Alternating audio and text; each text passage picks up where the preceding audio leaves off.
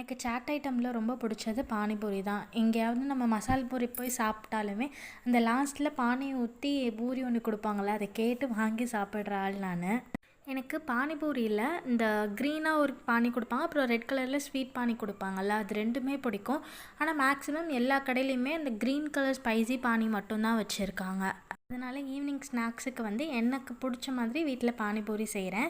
ஸ்பைஸியாகவும் செய்கிறேன், ஸ்வீட்டும் நான் இன்றைக்கி பானி செய்கிறேன். அதே மாதிரி வீட்டில் யாருமே இல்லை, டிவிலையும் படம் எனக்கு பிடிக்கலன்னா எனக்கு பாட்டு கேட்குற பழக்கம்லாம் கிடையாது. அதுக்கு பதிலாக என்ன பண்ணுவேன்னா, மொபைலில் வந்து ஏதாவது வீடியோஸ் பார்த்துட்ருப்பேன் காமெடியாக எனக்கு பிடிச்ச மாதிரி. ஃப்ரைடேங்கிறதுனால சாமியெல்லாம் கும்பிட்டு ஒரு 6:30 போல் தான் கிச்சனில் வந்து பானிபூரி செய்ய ஸ்டார்ட் பண்ணேன். ஆனால் 7 o'clock எல்லாமே செஞ்சு முடிச்சிட்டேன். இது குக் பண்ணிகிட்ருக்கப்பவே ரொம்பவே டெம்ட் ஆகிடுச்சு. ஆனால் டேஸ்ட் வந்து எனக்கு ரொம்பவுமே பிடிச்சிருந்துச்சு. உங்களுக்கு டீட்டெயில் ரெசிபி வேணும்னா சொல்லுங்கள், நான் ஷேர் பண்ணுறேன்.